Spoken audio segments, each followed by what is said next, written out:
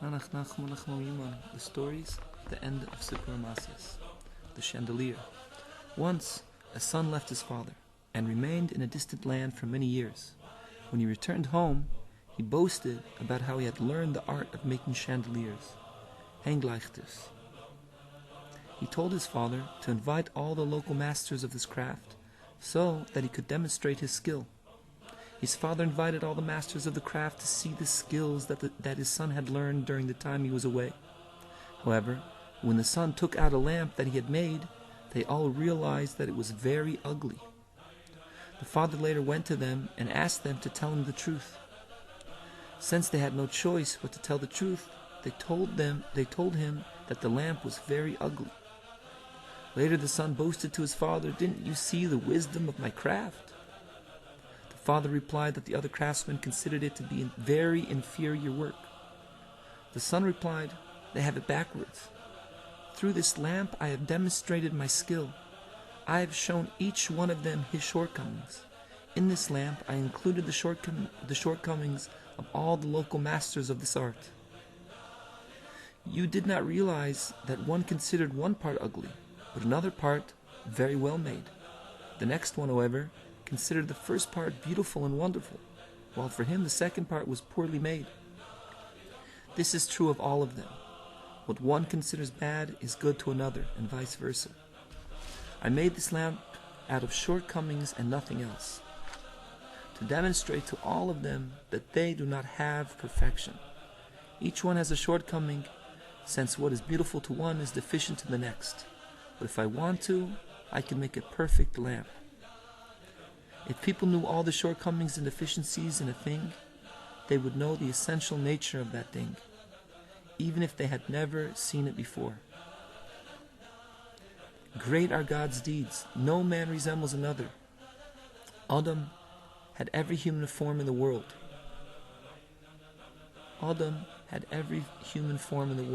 Moreover, the Hebrew word for man, Adam, includes all these forms. The same is true of all other things. In the Hebrew word for light, or, all lights are included. The same is true of everything else in creation. Even in a forest, no two leaves are alike. Rבינו spoke of this at length. He then said, "Types of wisdom exist that can stain a person completely. A person could live with such wisdom without eating or drinking." He then spoke at length of this awesome concept. Rביnu's followers spoke of a person who was in a large Gentile city and remained there a long time. He was trying to reach a certain goal there, and each time it appeared as if he would accomplish it. But in the end he remained there a very long time. Rביnu said that this often happens to people. Each time a person thinks that he will accomplish something, he says, "Now I will accomplish it." Then later, "Now I will finally accomplish it." This goes on and on. The horse and the pump. Once there was a man who did not believe in leitzim, jokers. These are demons from the other side who sometimes come and lead people astray. Although there have been many encounters with such things, this man did not believe in them. One night a leitz, joker, came to him and called him, asking him to come outside. When he went outside, the leitz showed him a beautiful horse that he had to sell. Examining it, he saw that it was indeed a very beautiful animal. "How much do you want for it?" he asked.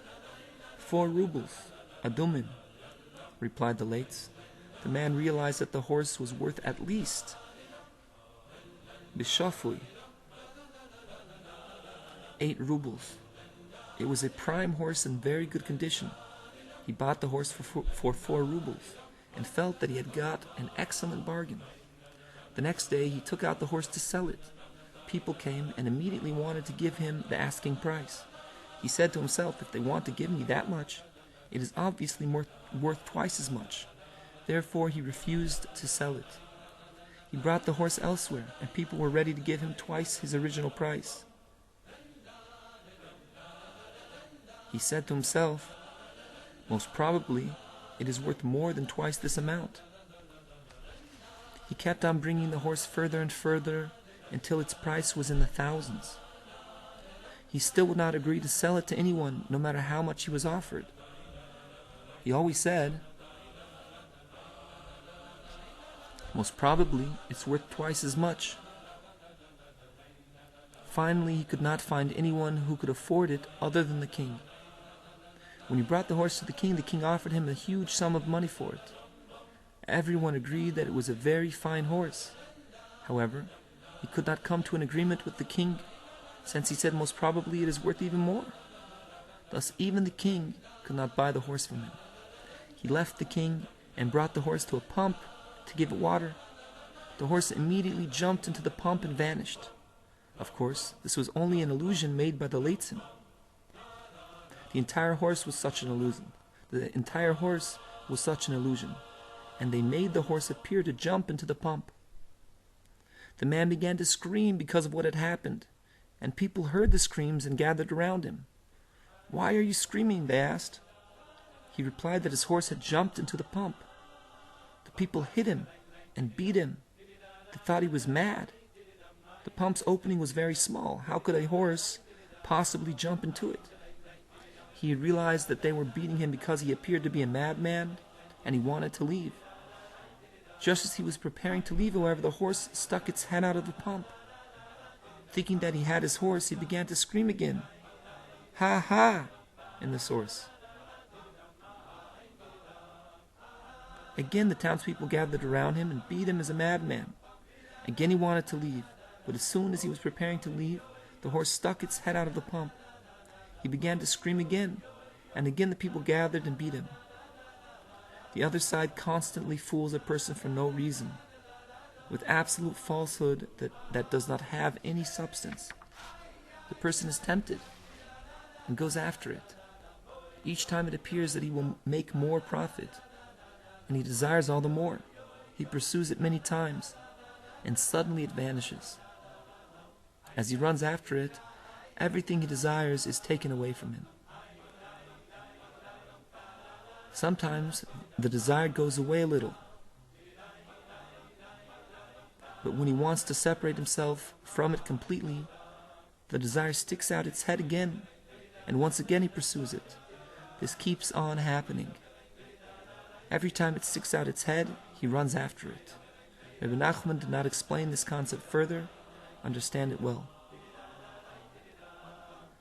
Nanach Nachmo, Nachman Yuman. Nanach Nachmo, Nachman Yuman. There was once a great saint who had completely overcome his sexual desires. When he had perfected himself sexually, he ascended to the highest worlds. There he saw a pot full of flesh and bones. "What is this?" he asked. He was told this was once an extremely beautiful woman, but she would warm up her body to sin. Therefore, she is being warmed here in this pot. He wanted to see what she looked like. He was given divine names, so that he was able to reassemble her as she was during life. He saw that she was a very great beauty. From this we can see how improper this type of desire is. If a woman were cut into little pieces, how much desire would be left for her? The melancholy saint. Sadness is a very despicable trait. One must keep oneself from it completely. One must encourage and uplift oneself. A person must realize that every time he makes even the slightest motion to serve God, it is very precious in God's eyes. This is true even if that person only moves himself by a single hair's breadth. This is because a person exists in a physical body in the lowest of the worlds. Therefore, every movement is extremely difficult for him and is very precious in God's eyes. There was once a tzaddik who became very depressed and melancholy. This depression and melancholy caused the tzaddik great difficulty, and it became worse and worse. He fell into lassitude and heaviness, where it was literally impossible for him to move. He wanted to make himself happy and uplift himself, but it was impossible for him to do anything. Whenever he found something that would make him happy, the evil one would find sadness in it. Therefore, it was impossible for him to do anything to make himself happy, since in everything he found sadness. Finally, the tzaddik began to meditate. on the fact that God had not created him as a heathen.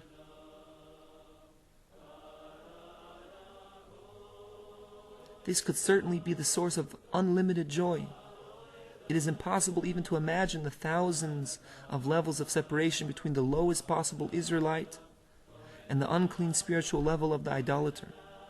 He pondered God's kindness that he did not make me a heathen, and realized that this could be a source of great joy without any sadness. When a person tries to find joy in something that he himself did, it is possible to find sadness in every joy. No matter what he does, he can find shortcomings, and he will not be able to uplift himself and be happy. But in the fact that he did not make me a heathen, there is no sadness. Shelo yasani goy, there is no sadness. This is from God. God made him the way he did, and had pity on him, not making him a heathen. Since this was God's deed, there are no shortcomings in it, and hence there is no defect in this rejoicing. No matter what, there is an unimaginable difference between him and an idolater. The tzaddik began to make himself happy with this. He rejoiced and uplifted himself little by little, continuing more and more until he came to such a level of joy that he was on the same level of joy that Moshe experienced when he went on high to receive the tablets. Through this uplifting and joy, he was able to fly many miles into the supernal universes. He saw himself, and he was very far from the place where he had been originally. This bothered him very much. He felt that when he descended, he would be very far away from his original place. When it was discovered that he had disappeared, people would consider it a great wonder. The tzaddik did not want such publicity, since he always wanted to walk modestly with God. The joy came to an end, since joy has a limit. Therefore, joy begins automatically and ends automatically. When joy begins to end, it ends little by little. The tzaddik therefore descended little by little, coming down from the place to which he had flown during his time of joy. He eventually returned to the place from which he had ascended. He was very surprised, since he was in exactly the same place where he had been at first. He realized that he had returned to the exact same place where he had been at first. Looking at himself, he realized that he had not moved at all, or if he had moved, it had been at most by a hair's breadth. He had moved so little that no one other than God could measure it. The tzaddik was very surprised at this. Here he had flown so far, through so many universes, and at the same time he had not moved at all. This showed him how precious in God's eyes is even the slightest motion. When a person moves himself even a hair's breadth in this world, it can be considered more than thousands of miles and even thousands of universes.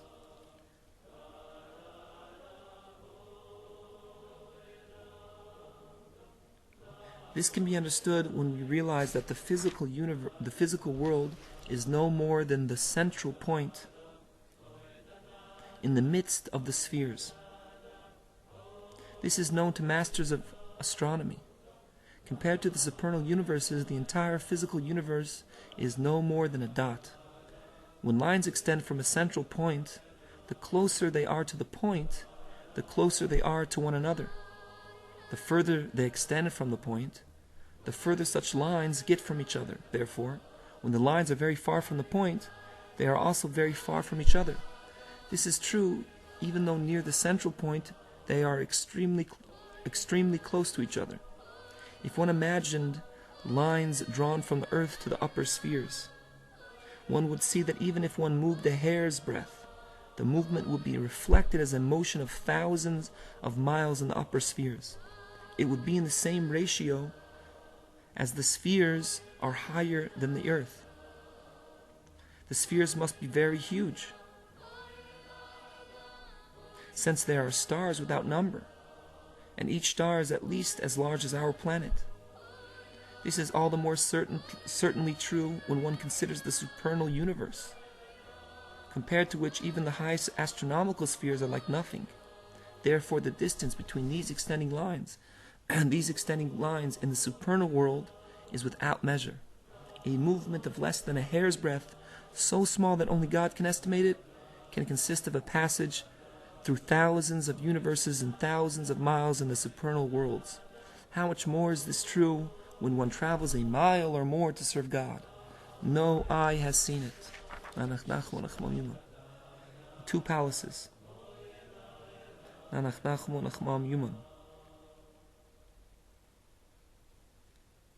There are 2 types of palaces, and the 2 are very much the same. However, in one a king lives, and in the other a slave lives. Obviously, there's a great difference between the palace of the king and the palace of the slave. Nevertheless, it is possible to confuse the 2.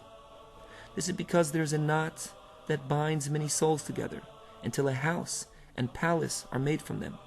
One is bound to another, and one to another, until they make a foundation. Then a tent is made, until finally out of them are built a house and a dwelling place. This dwelling place is a habitation for truth. When one needs to seek the truth, it can be found in that dwelling place, made of the knots of souls. They make up the dwelling place of truth. It is for this reason that the Torah commands, incline after the majority. Since many are bound together, it is a place of truth. This is also the concept of all the souls of the house of Yaakov. This teaches that out of the souls, the house of Yaakov was made. This is the house and dwelling place of truth, which is Yaakov's quality, as it is written, you will give truth to Yaakov. Opposing this, however, is the knot of the wicked, where the souls of many wicked are bound together to form a house and dwelling place for falsehood.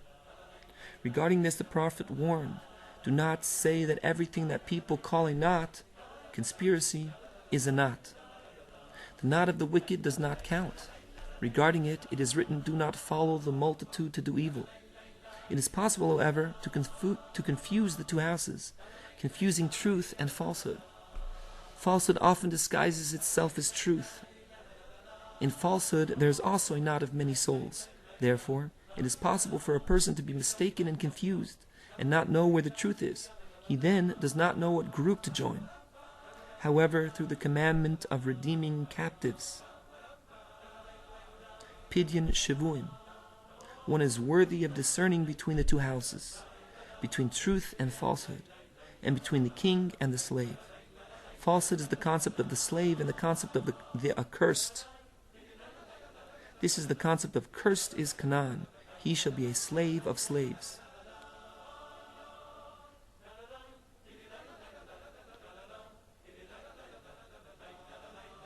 There are 2 types of intelligence. They are an aspect of before and after.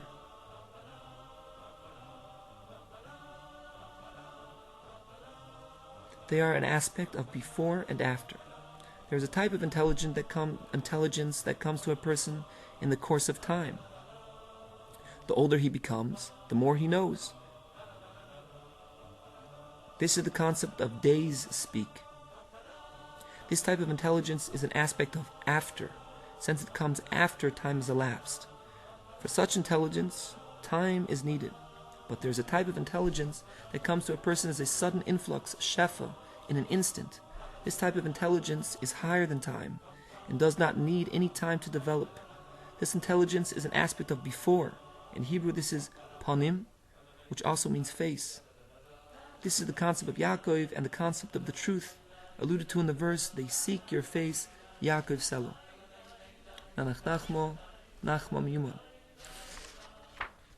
After the Shabbos of the portion of Vaychi, Rabbi Nachman said, at the 3rd meal, Shalashidas,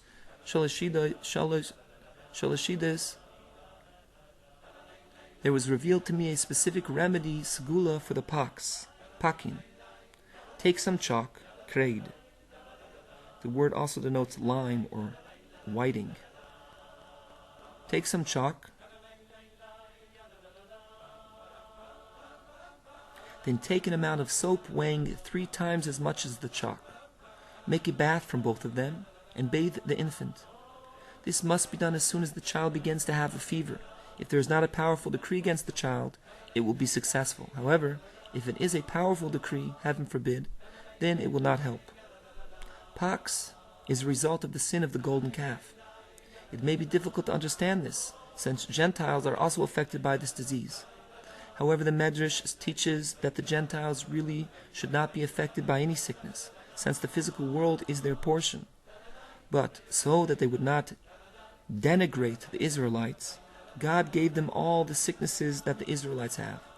Rashi expresses a similar thought in his commentary on the verse, "Make me not a reproach for the degraded ones."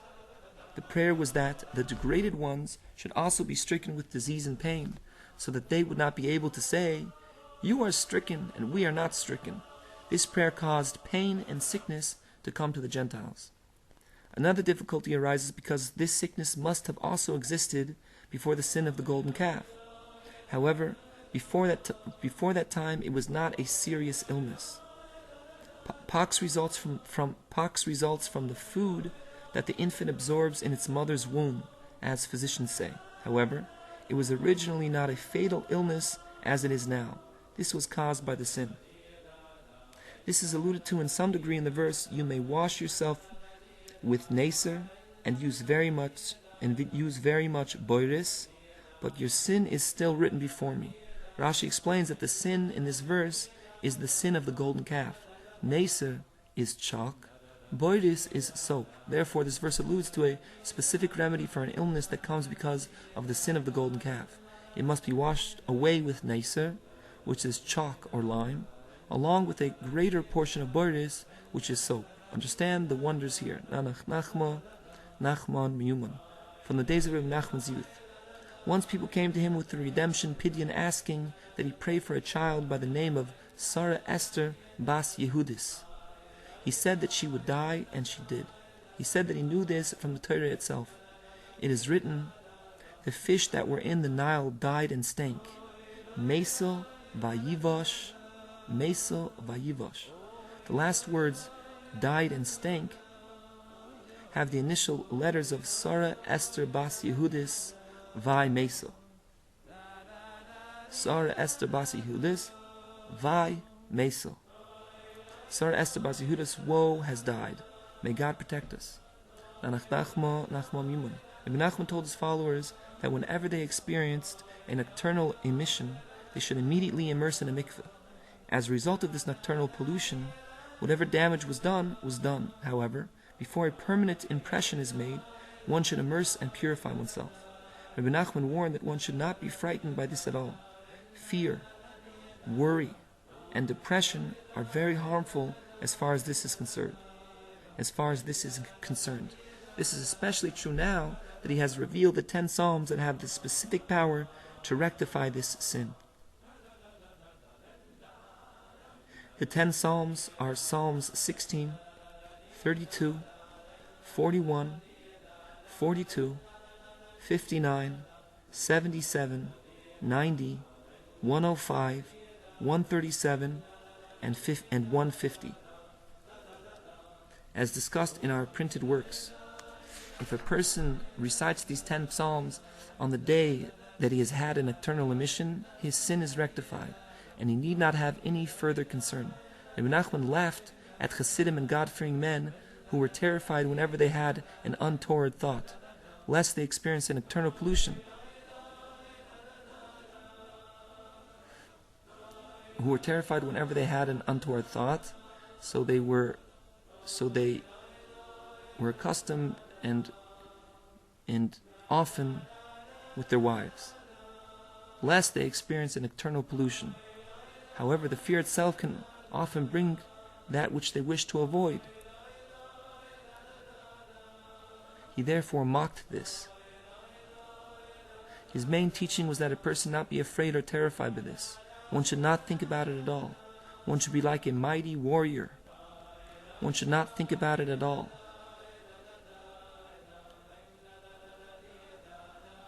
One should be like a mighty warrior, standing up against one's desires, utterly fearless and not thinking of them at all. Then God will do what is good in His eyes as He desires. In his discussion, Rabbi Nachman hinted that this was the blemish of King David and Bathsheba. However, he did not explain this very clearly. However, a man must strengthen himself in joy at all times and not let anything depress him. No matter what happens, if he is strong in his resolve, he will not be afraid at all and will not dwell upon such thoughts. He will travel in his simple way with joy, and he will overcome everything in peace. It is impossible to put such words into writing. However, a prudent man will follow the right path. Nanach nachmo nachmo memon.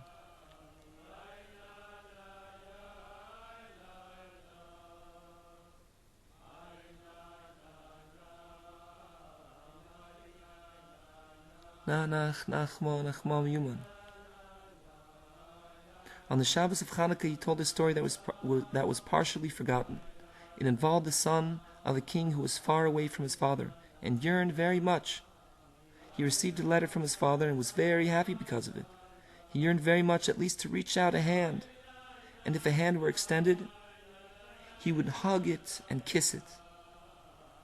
The son then made up his mind that the letter was the handwriting of the king himself. Therefore, it is the hand of the king. All of this was not written exactly, since it was not recorded at the time it was said.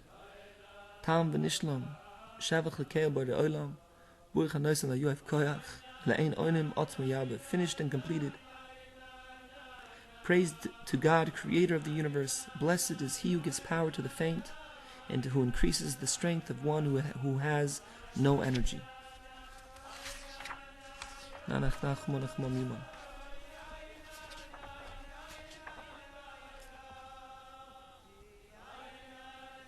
The story of trust in God. There was once a king who said to himself, "Who can have fewer worries than I have? I have everything good, and I am a king and a ruler." He went to investigate this. He walked around at night, standing behind the houses to listen and determine what people were saying. He heard each one's worries and how things were not going well in their business. At one person's house, he heard that the person had troubles and had to obtain an audience with the king. In this way, he heard each one's complaints. Then he saw a very low house that was sunken in the ground, so that its windows were literally at ground level. Its roof was fallen and broken. Inside, he saw a man sitting and playing his fiddle, but he had to listen very well to hear the sound. The man was very happy. He had a plate and drink in front of him. The drink was wine, and he had other food before him. The man appeared very happy, full of joy, without any worries. The king went into the house and asked how the man was getting along. The man replied. The king saw the pot, the wine, and the food in front of the man, and saw the joy on the man's face. The man gave the king some wine and drank to the king. Out of love, the king also drank. The king then lay down to sleep. The king saw that he was totally happy, without any worries whatever. In the morning, the king got up, and the man also got up and accompanied the king. "Where do you get all this?" asked the king. "I am a repairman," replied the man. "I can fix anything that is broken. I can't make anything, but I can fix things. I go out in the morning and I fix things. When I have 5 or 6 gulden, I buy myself food and drink." When the king heard this, he said to himself, "I will ruin him." The king returned home and issued a decree that if anyone has anything broken, he should not give it to anyone to fix. He must either fix it himself or buy something new. The next morning, the fixer went out and looked for things to repair. He was told that the king had issued a decree that nothing be given to others to fix. This was bad for him, but he had trust in God. He walked a while and saw a wealthy man cutting wood. "Why are you cutting the wood yourself?" asked the fixer. "Isn't it beneath your dignity?" "I tried to find someone to cut the wood for me," replied the rich man, "but I couldn't find anyone. I had no choice but to cut it myself." "Let me," replied the fixer. I will cut the wood for you." He cut the wood, and the rich man gave him a gulden. He saw that this was a good way to earn money, so he went to cut more wood, until he had earned 6 gulden. He took the money and bought himself his meal. The meal was a feast, and he was very happy. The king went out again that night and stood outside the fixer's window to see what had happened.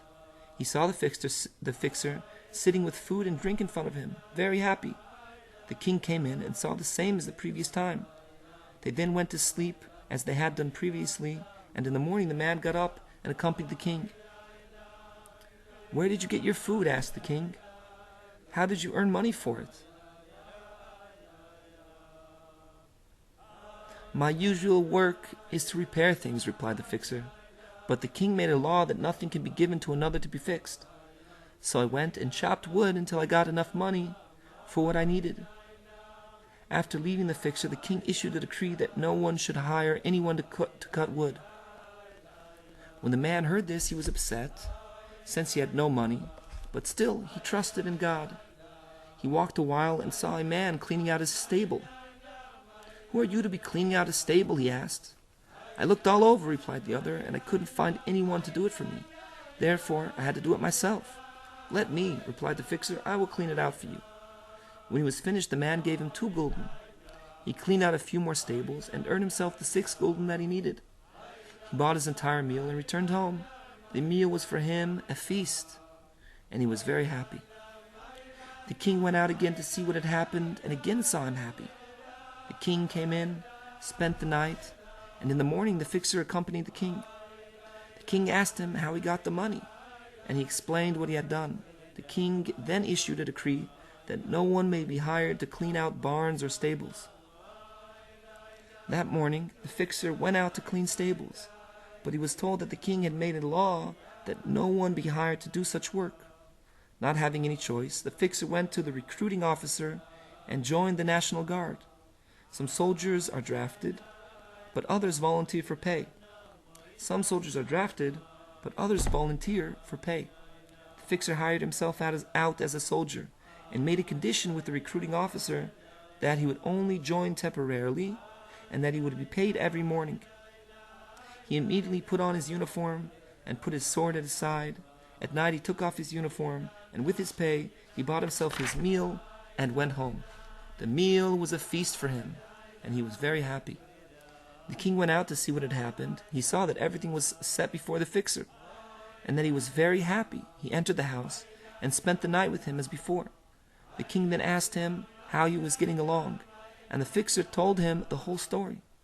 The king called the officer and told him that he should not lift a finger to pay any of the men from the treasury that morning. When the fixer reported for duty, he asked the officer for his pay for the day. When the officer would not pay him, he said, "But we made an agreement that you would pay me every day." "True," replied the officer, "but the king decreed that no one get paid today." The fixer pleaded and argued, but to no avail. "I'll pay you tomorrow for 2 days," said the officer, "but today it is impossible to pay you." The fixer devised a plan. He removed the blade from his sword and replaced it with a wooden blade, so that no one could tell the difference.